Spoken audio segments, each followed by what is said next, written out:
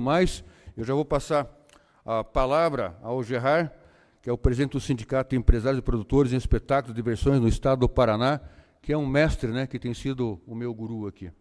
Com a palavra. Obrigado, vereador. Bom dia a todas as pessoas presentes. Agradecer mais uma vez, vereador, pela oportunidade de não só abrir a casa, que é a Câmara de Curitiba, que é a nossa casa como povo, mas por estar também com o gabinete aberto e estar nos ouvindo. Ano passado, o vereador Mauro Inácio foi o único vereador que nos atendeu para escutar, pelo menos, as pautas que nós tínhamos. À época, ano passado, não tinha sido chamado alguns vereadores que também têm a pauta da cultura, e já há 2 anos nós vemos não só essa Câmara, mas o teu gabinete, vereador, aberto, que nós somos muito obrigados. Também saudar a minha professora de Direito dos Contratos, professora doutora Andrés Stonoga, que era muito jovem quando me deu aula, né, para fazer uma meia-culpa aqui, e que é uma alegria ter sempre, compor mesa com pessoas que foram minhas professoras, o presidente do sindicato dos artistas e artistas e técnicos de espetáculos de diversões, o Adriano Esturilho, o representante da etnia cigana e os demais representantes aqui à mesa, incluindo da APAN e o pesquisador André. Eu acho que o meu papel aqui é dizer como é que chegamos aqui com essa proposta.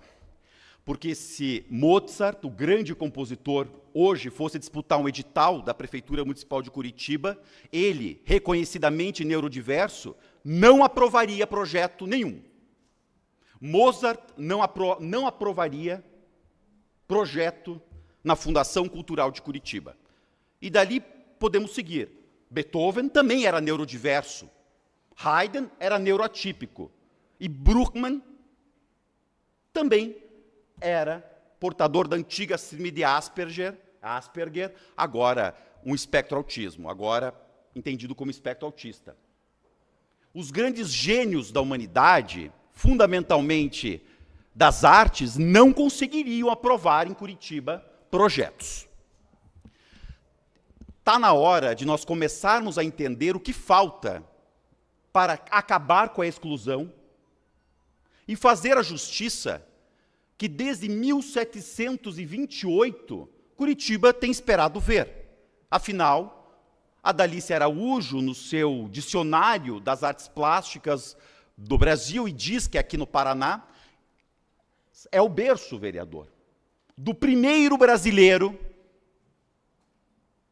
que trabalhou e viveu de sua própria arte. O primeiro artista plástico, o primeiro artista visual do Brasil é o negro curitibano, João Mulato, que não se sabe aonde nasceu, não se sabe aonde morreu, não se sabe o que percorreu, não se tem a sua origem genealógica, não se sabe nem o nome real, apenas um nome pseudo de batismo e seu apelido, sua alcunha, o Mulato.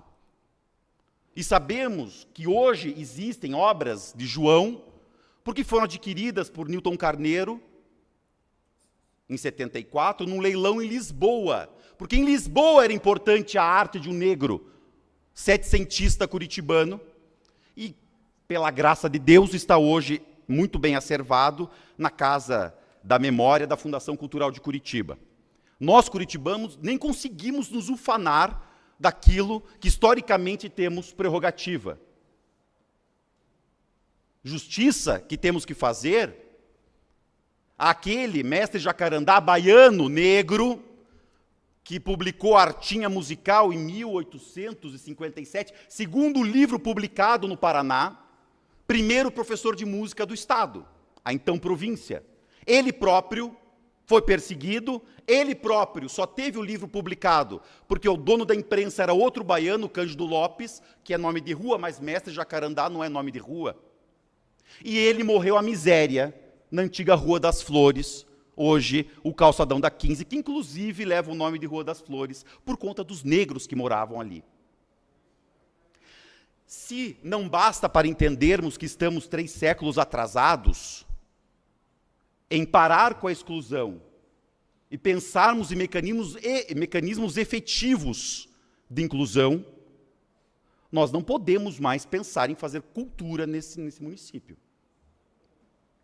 chegou o momento, eu acho que nós temos aqui um ambiente que está se retomando o humanismo, pelo menos na política nacional, e é o momento de que nós possamos, de forma efetiva, tentar implementar mecanismos para incluir e não manter a exclusão. Em suma, desde quando eu estava no Sindicato dos Artistas, quando eu fui destacado, meio sem querer, pela então presidente Eliane Berger, para falar da inclusão da diversidade no então debate da Lei Aldir Blanc, isso em começo de 2020, nós começamos a colher o que a sociedade trazia das demandas. A demanda clássica do movimento negro pelas cotas, e que é indubitável e indiscutível, a dos indígenas, indubitável e indiscutível, além dos demais grupos invisibilizados, fundamentalmente os povos originários, e aqui se inclui os ciganos. Como o debate dentro da seara jurídica de que não se poderia, dentro de um âmbito licitatório, ter uma reserva de cotas, nós optamos por ter dois caminhos. Aí se funda a nossa proposta, de continuar e manter a militância para um projeto de cotas. Inclusive, ontem falamos com os assessores da deputada Ana Júlia, que vai propor um projeto de cotas, inclusive, já prestei o meu apoio para isso, o meu e nosso apoio para isso, e um projeto que consiga, dentro do âmbito do direito administrativo, por onde se rege esses processos de escolha e do certame altamente complicado da nossa cultura do município, conseguir incluir todos aqueles que estão invisibilizados, a incluir aqui os migrantes humanitários, os neurodiversos, os então favelados, que têm tecnicamente moradores de conglomerados subnormais. E aqui, e o que é o mais importante que seja relevado, não é uma mudança no âmbito da Fundação Cultural de Curitiba. Porque não é a Fundação Cultural de Curitiba sozinha que faz a cultura da cidade.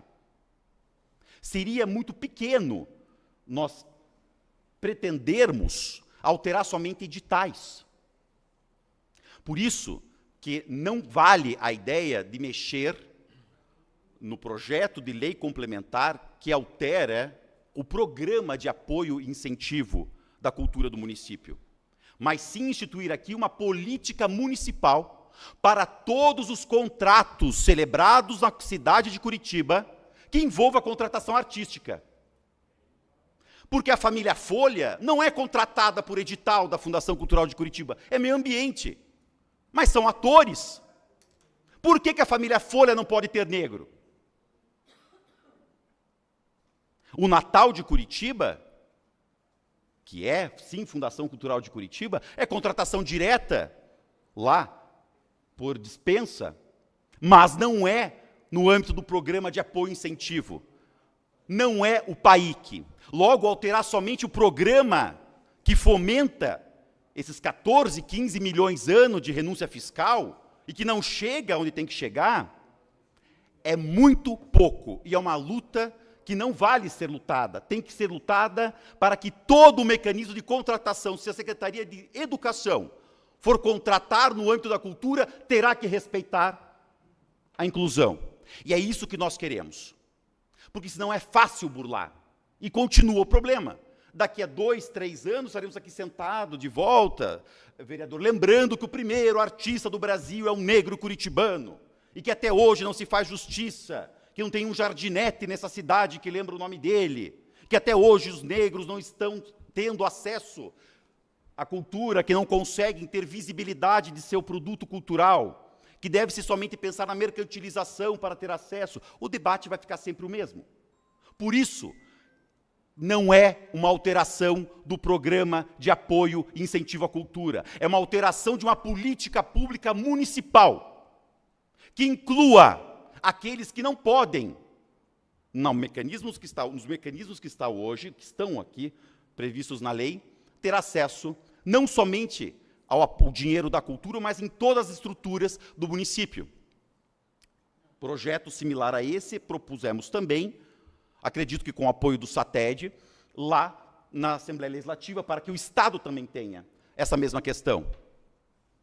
Fundamentalmente, em tempos de hoje, em que a Fundação Cultural de Curitiba, que faz 50 anos esse ano, e era a maior produtora da cidade, agora terceiriza essa produção, através de organizações sociais como o ICAC e de nós, produtores culturais, é importante que não somente o programa de apoio e incentivo, mas toda a estrutura que funcione com dinheiro público, seja administração pública direta, indireta, fundacional ou cooperacional, como serviços sociais autônomos, etc., sejam atingidos por essa obrigatoriedade. Esse é o cerne. Não adianta discutirmos o PAIC. Temos de discutir uma política pública municipal, não alteração somente na lei complementar. Eu sei que eu destruí o argumento de muita gente aqui, mas é importante mostrar a profundidade que tem que ser.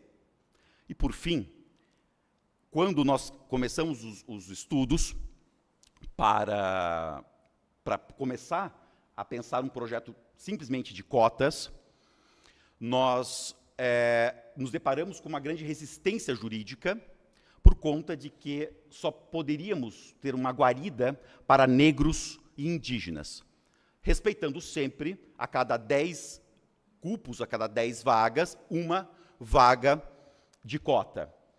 Aí, o que nos foi trazido é a seguinte questão: os outros demais grupos ficariam desabrigados, e a nossa luta seguiria, obviamente. E, por um outro lado, áreas como patrimônio, as artes circenses, que aprovam 1, 2, 3, 4 projetos, não caberiam à cota. Então, o problema persistiria e nós elasteceríamos a injustiça.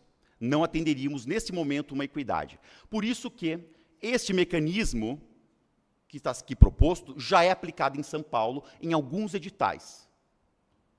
E foi julgado constitucional. É verdade, e nós não escondemos, que pode chegar a 50%, 60% de aprovação dos grupos que serão protegidos aqui. Porém, repito, são 3 séculos apagando, são 3 séculos escondendo, e são 3 séculos invisibilizando e inviabilizando. Se nós pudéssemos e pudermos, vereador, contar com o apoio, não só da tua bancada, mas dos demais vereadores, para que Curitiba, como já foi pioneira em tanta coisa, consiga agora dar um passo humanista, nós, como classe artística, estaríamos mais uma vez muito obrigados.